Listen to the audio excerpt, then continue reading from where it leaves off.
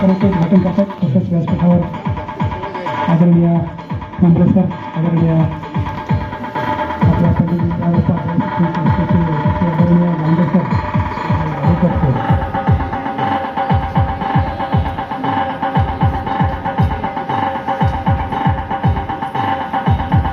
आदरणीय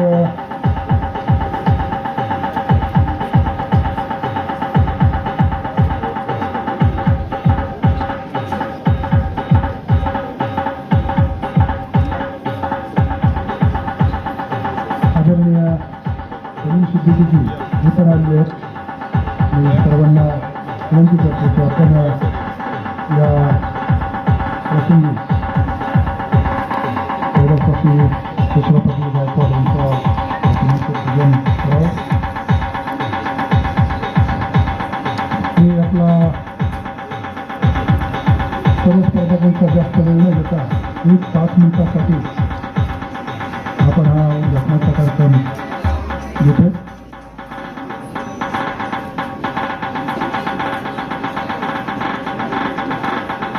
DJ Asif SK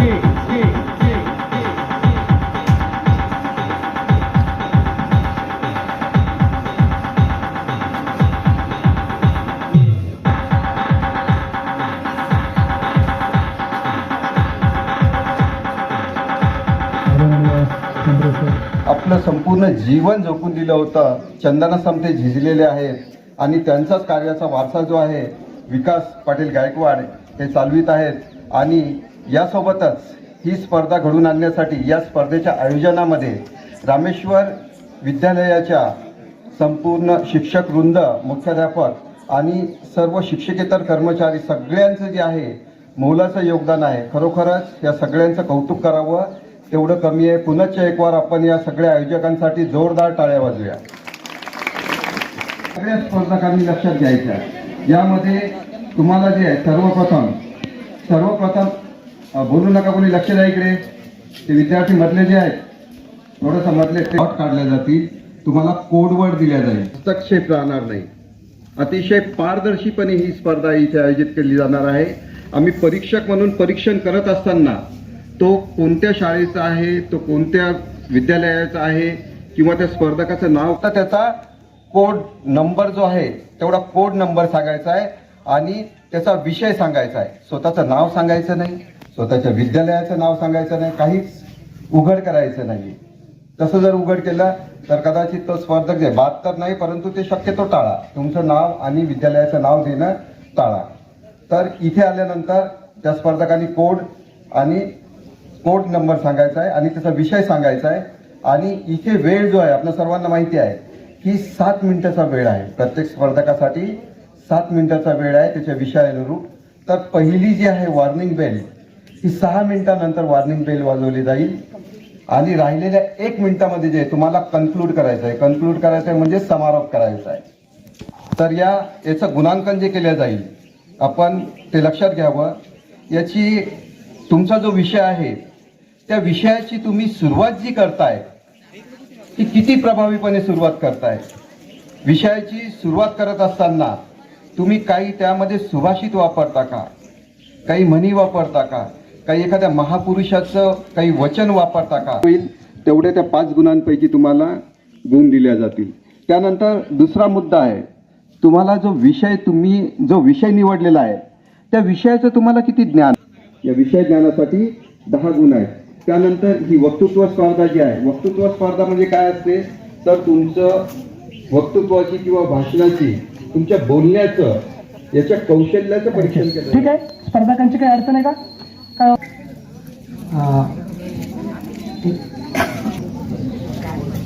थांब रे बेटा, तू आता पण हे आता हा विद्यार्थी एक चिठ्ठी काढतोय.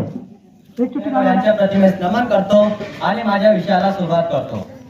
उजळेतील गाव खेडे उजळेल देश माझा, उजळेतील गाव खेडे उजळेल देश माझा. स्वयंपूर्ण आणि प्रगतशील खेड्यातून विकासाची वाहील गंगा, प्रगतीच्या नवदिशांच्या नवनिर्माणांच्या स्वप्नांचा हा भारत देश माझा, हा भारत देश माझा. माझा कोर्स 16 आहे. माझा विषय शाळा विकासात समाजाचे योगदान आणि ग्राम विकासात शिक्षकांची भूमिका. मित्र, शाळा विकास समाजाची पहिली भूमिका म्हणजे सामाजिक मूल्य, नैतिकता आणि तत्त्वे टिकवून ठेवणारी शिक्षण प्रणाली तयार करणे होय.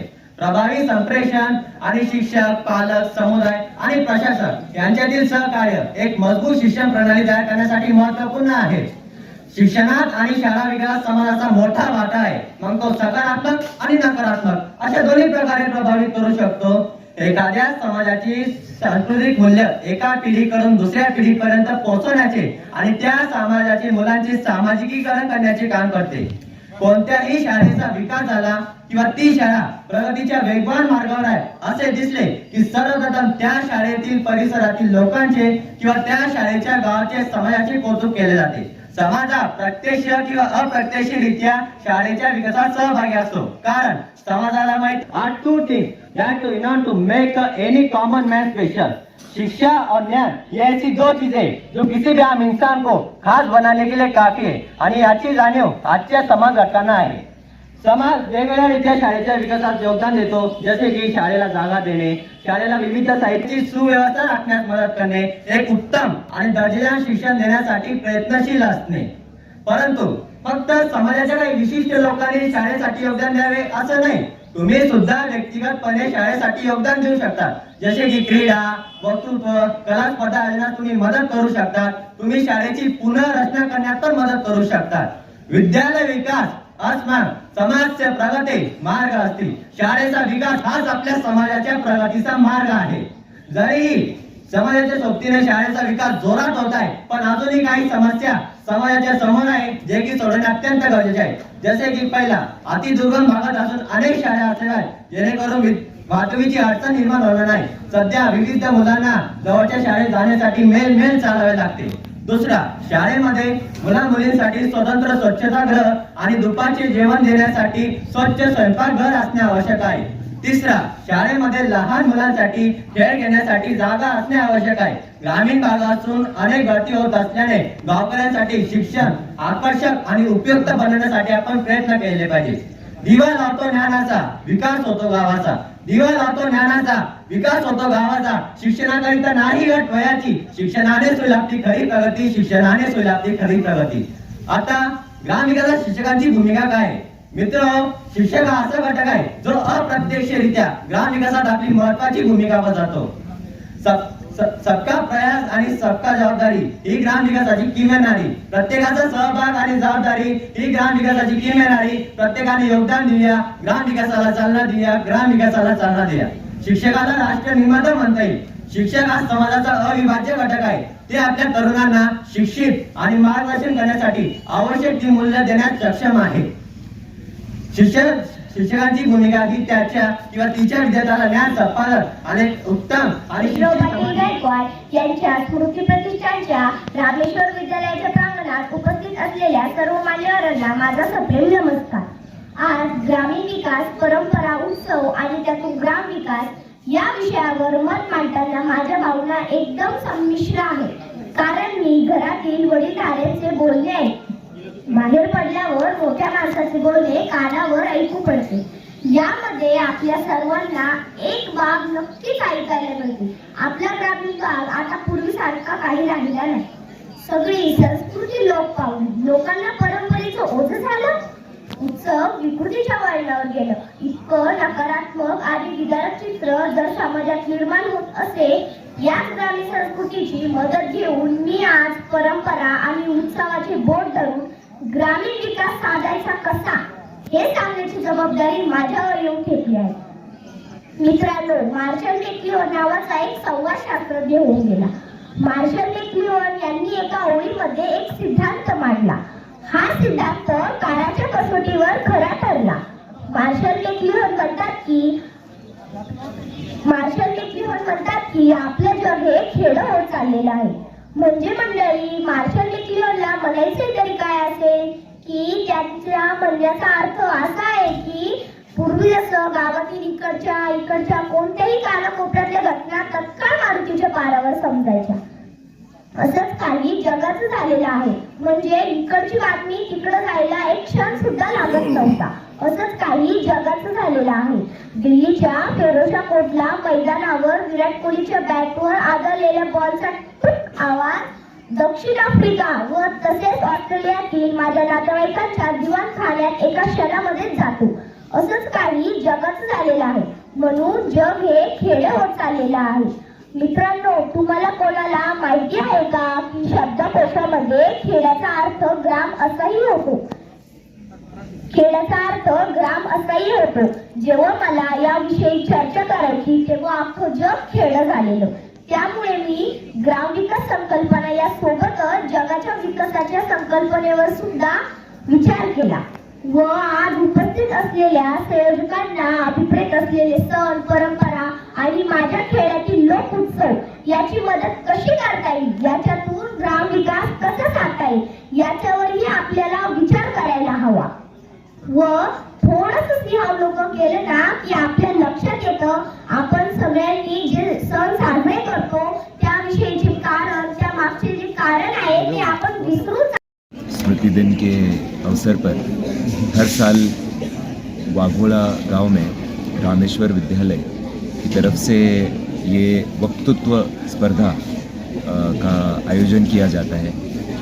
अभी गए 3-4 साल से मैं इस कार्यक्रम से जुड़ा हूँ और मुझे हर साल आने में खुशी होती है क्योंकि यहाँ पर जो देखने को मिलता है कि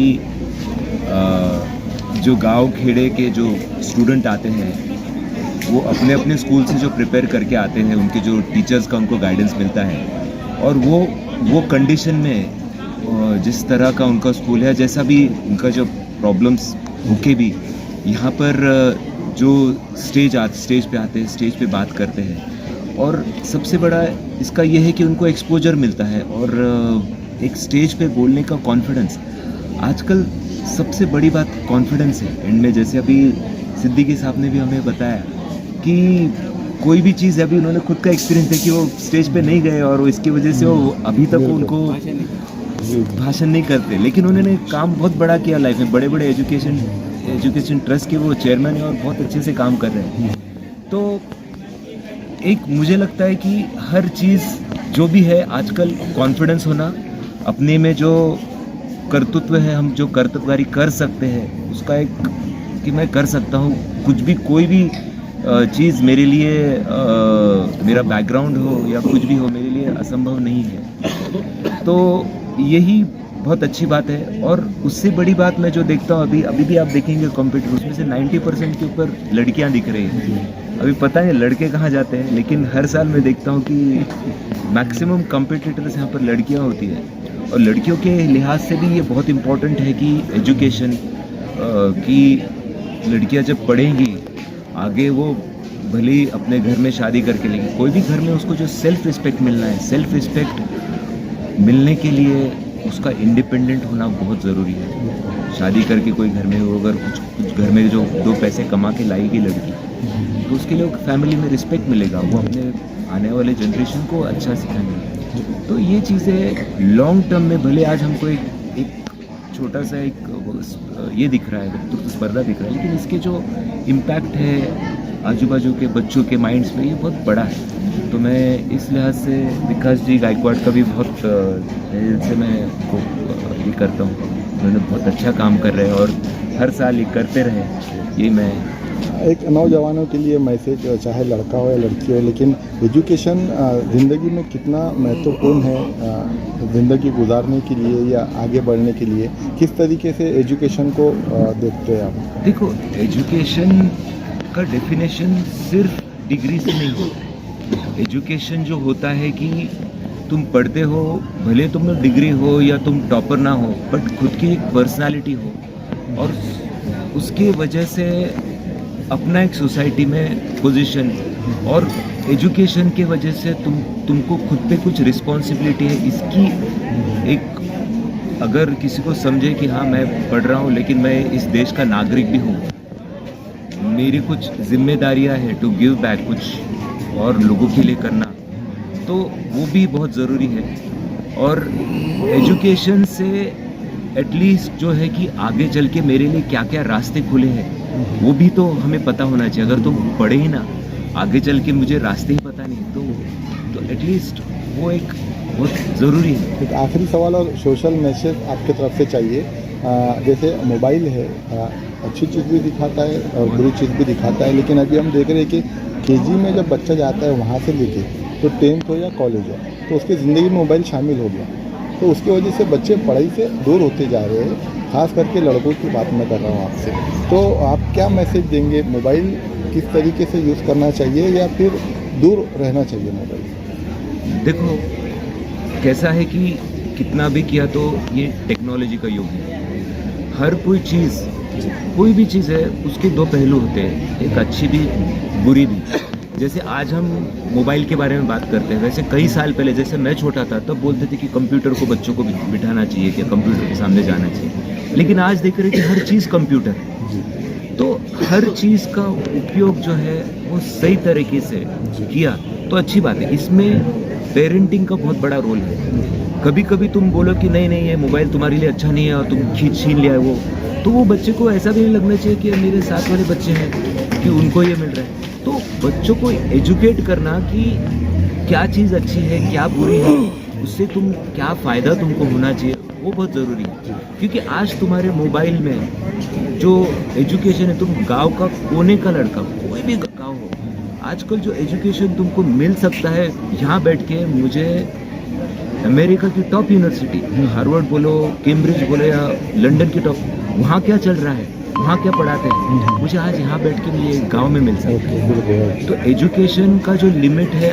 सिर्फ स्कूल में नहीं है, एजुकेशन आजकल मोबाइल में हो, कंप्यूटर में हो, सब तरफ से आना चाहिए, बहुत ज़रूरी है। तो बैलेंसिंग, एक बच्चों को अंडरस्टैंडिंग की सिखाना कि मोबाइल लो लेकिन तुम उसका अच्छे से उपयोग करो, उसको रियलाइज़ करना, ये बहुत ज़रूरी है। Thank you sir. Pandit Deendayal Upadhyay शिक्षण संस्था का ये रामेश्वर विद्यालय यहाँ अकोला में चलता है, और शेषराव पाटिल गायकवाड़ वो हम अभी उन्हें कर्मवीर करके संबोधते हैं। उन्होंने ये गांव के लिए बहुत सारा किया है, और ये स्कूल यहाँ निर्माण करने के लिए उन्होंने बहुत बड़ा योगदान किया है। वो ऐसे चाहते थे कि ये गांव आदर्श गांव बने, और इसलिए ग्राम विकास की जो संकल्पना है वो संकल्पना ये युवकों में और शालेय शिक्षा में वो प्रतिबिंबित होने के लिए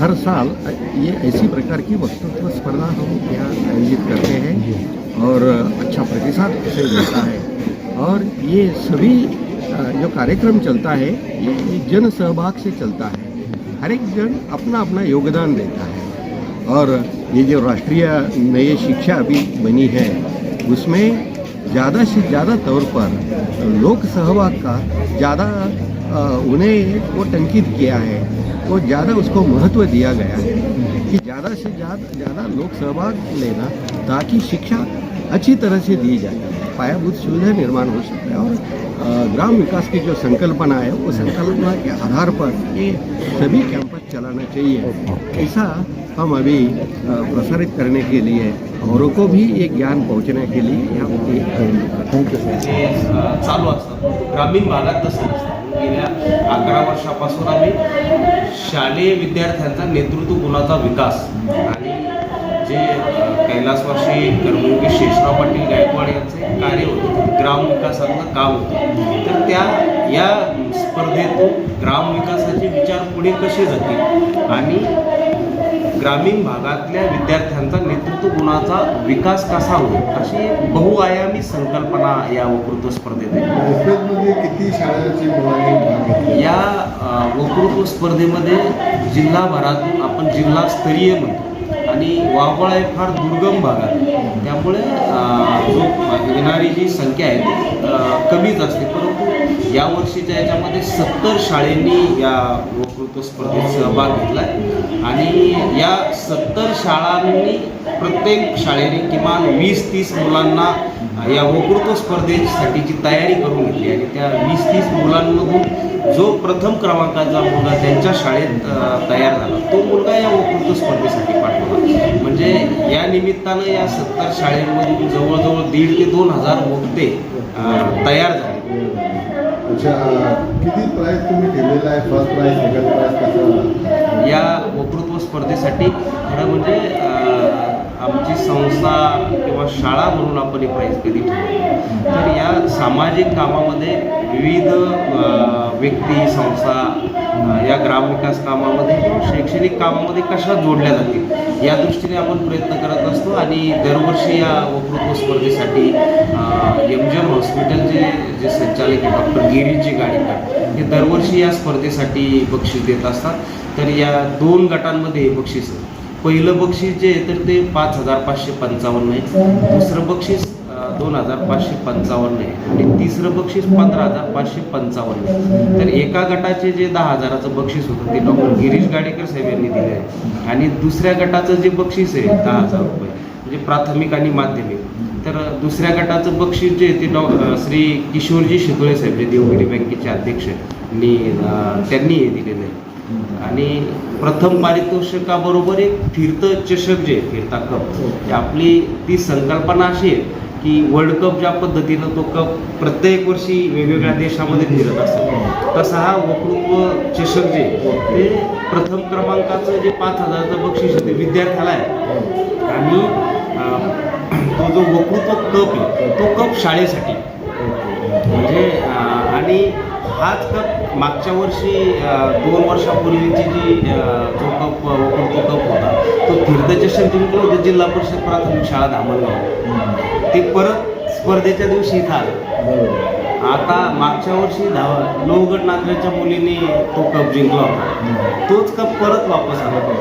आता या वर्षी तर परत तो कप आता कोणत्या शाळेकडे जातो ती एक ती स्पर्धा आहे प्रत्येक शाळेमध्ये. किती उत्सुकता दिसून राहिली आहे मुलामध्ये तुम्हाला या निमित्तानं मी आता माझ्या ग्रामविकास कामामध्ये आधी एकदा मी फिरत असतो आणि त्यावेळेस हे विद्यार्थी जेव्हा मला भेटतात आणि त्या शाळेतून मला त्या गावात गेल्यानंतर शाळेत गेल्यानंतर मला सांगतात की काका याच्यामध्ये मी पहिल्यांदा भाग घेतला होता आणि त्यानंतर मी बोलायचं शिकले. मी अनेक विद्यार्थ्यांनी भेटत असतात, मी या स्पर्धेत भाग घेतला. त्यांचं हे जे प्रथमतः जे पहिलं व्यासपीठ त्यांना या निमित्तानं मिळत आहे तर ते त्यांच्या हे शाळेची ज्यांनी निवड केलेली आहे आम्हाला माहीत पडलं तुमचे बाबाच येतो आणि तुम्ही त्यांचं स्वप्न साकार केलेलं आहे आणि हे पुढे तुम्ही घेऊन चालताय, त्याच्याबद्दल काय बोलू शकाल? कसा झाला होता काय? माझे वडील कर्मयोगी शेषराव पाटील गायकवाड यांनी या गावचे 25 वर्ष ते बिनविरोध सरपंच होते आणि या गावच्या एकूण विकासासाठी काय काय करता येईल त्या दृष्टीने त्यांनी जीवन या भागासाठी समर्पित केलं. गाव नव्हे तर या परिसराचा विकास, रस्ते असतील, पाझर तलाव असतील, शैक्षणिक हे असतील तर आणि या सगळ्या कामासाठी आदरणीय हरिभाऊ बागडे नाना जे आता राजस्थानचे राज्यपाल त्यांची मोठी साथ मी वडिलांना आबा मानायचो त्यांना मिळाली होती आणि त्या निमित्तानं आबा हे सगळं नानांच्या याच्यातून करू शकतो. परंतु त्यांच्या अकाली निधनामुळं काही गोष्टी त्यांच्या ग्रामविकासातले जे काही स्वप्न होते त्यांनी जगवलेली होती तर ते काही गोष्टी करायच्या ज्या राहून गेल्या त्या आपण मी आणि आमचे सर्व सहकारी कर्मयोगी शेषराव पाटील गायकवाड स्मृती प्रतिष्ठान नावाची जी संस्था आहे त्या माध्यमातून आपण वडिलांनी एवढं नाही काही गोष्टी आपल्याला त्यात करता येतील का असं आणि त्याबरोबर आमचे सर्व शिक्षक मंडळी काही जी या संस्थेसाठी योगदान देणारी काही आर्थिक योगदान देतात, काही वेळ देतात, काही श्रम देतात, अशी सर्व मंडळी मिळून आम्ही आता त्या दृष्टीनं 15 वर्ष तो प्रयत्न करतो. आणि आता हे स्पर्धा थांबणार नाही, दरवर्षी होणारच आहे, याच्यापेक्षा मोठं होणार आहे 100% की आता खरं तर सुरुवातीला एक 10 स्पर्धक नंतर 15 स्पर्धक अशी करत करत ती आता शतकाच्या आसपास आता स्पर्धक आले. खरं म्हणजे आमचं गाव जरा फार आळवळणी असल्यामुळं येणाऱ्या बाहेरच्या स्पर्धकांना ती अडचण होती. परंतु अडचण जरी असली तरी हा निसर्गरम्य देखावा आणि एवढ्या रुरल अतिशय अडचणीच्या एरियामध्ये हा भाग विकसित कसा झाला आहे, पाणीदार गाव कसं बनलेलं आहे, सगळ्या त्या निमित्तानं या स्पर्धकांना बघता यावं. खरं तर आम्ही यावर्षीचे जे स्पर्धेचे विषय ठेवले तर ते 3 विषय ग्रामविकासातलेच आणि दरवर्षी तेच विषय असतात, परंतु जरा बदलून त्यातला पहिला विषय असा आहे की कर्मयोगी शेषराव पाटील गायकवाड यांचे ग्रामविकासातलं योगदान. दुसरा विषय जो आपण जोडला आहे, खरं तर कधी समाज शाळेला ग्रामविकासाचं केंद्र म्हणून बघत नाही आणि शाळेतला शिक्षक कधी माझं गावाशी नातं आहे असं बघत नाही. तर दोघांचं खूप मोठं नातं आहे. शाळेचा विकास समाजाच्या सहभागाशिवाय होऊ शकत नाही आणि गावचा विकास शिक्षकाची भूमिका असल्याशिवाय त्या ग्रामविकासात होणार नाही असं मला वाटतं. आणि त्या दृष्टीनं आपण दुसरा विषय ठेवला आहे की ग्रामविकासात शिक्षकाची भूमिका आणि शाळा विकासात समाजाचा सहभाग असं एक. बरोबर. एक लास्ट प्रश्न आणि सोशल मेसेज तुमच्याकडून घ्यायचा आहे दर्शकांसाठी. काय मेसेज देणार जे इथं पोहोचले नाही आणि त्यांची इच्छा आहे की आम्हाला हे म्हणजे जरा शो होणार आहे त्याच्यानंतर यावं लागेल आम्हाला असं म्हणजे त्यांच्या मनात आहे तर त्यांना काय मेसेज देणार? मी सर्व त्या स्पर्धकांना विनंती करतो की बऱ्याच जणांचे मला कोणी आले की आपण दरवर्षीची ही जी स्पर्धा आहे तर ती स्पर्धा आपण जरा एखाद्या रोडच्या ठिकाणी तालुक्याच्या ठिकाणी आपल्याला ठेवता येईल का. परंतु खरं म्हणजे मेरा गाव मेरा देश आणि मी जननी जन्मभूमी स्वर्गशी महान आहे या याच्याप्रमाणे मी ही स्पर्धा माझ्या जन्मभूमीत माझ्या गावातच मला कशी ठेवता येईल आणि माझं हे स्वर्गासारखं असलेलं गाव तुम्हाला कसं बघता येईल त्याकरिता ही स्पर्धा पुढेही याच तारखेला याच गावात होईल. असं एखादं बस या ऑटो टॅक्सी घेऊन त्या गोष्टी आपण येण्या जाण्याच्या व्यवस्थेसाठी तर तशा आहेत परंतु आणखी ज्यांना अडचणी येतील त्यांनी फोन जरी केला तर आपण चौक्यापासूनची ती व्यवस्था आपण करूया आणि या स्पर्धेमध्ये अधिकाधिक विद्यार्थी कसे सहभागी होतील आणि याच पद्धतीची स्पर्धा आपण प्रत्येक तालुक्यात आपल्याला कशी करता येईल अशा पद्धतीचंही एक नियोजन पुढील वर्षीच्या याच्यामध्ये नियोजनात आपण ठेवूया शक्य झालं तर. म्हणजे ती प्रत्येक जशी आता गावात विद्यार्थी निवडून ते या स्तरावर येतात तसं आपण गावातली स्पर्धा गावात पण बक्षीस त्यानंतर ती तालुक्यावर स्पर्धा तालुक्यात पण बक्षीस आणि नंतर ती जिल्ह्यावर स्पर्धा जिल्ह्यावर पण बक्षीस अशा 3 टप्प्यात ही करता येईल का अशा पद्धतीनं जरा विचार. मी विकास शेषराव गायकवाड. मी मूळचा एक वाघोळा इथलाच आहे आणि कर्मयोगी शेषराव पाटील गायकवाड या सेवाभावी संस्थेचा मी संस्थापक सचिव आहे.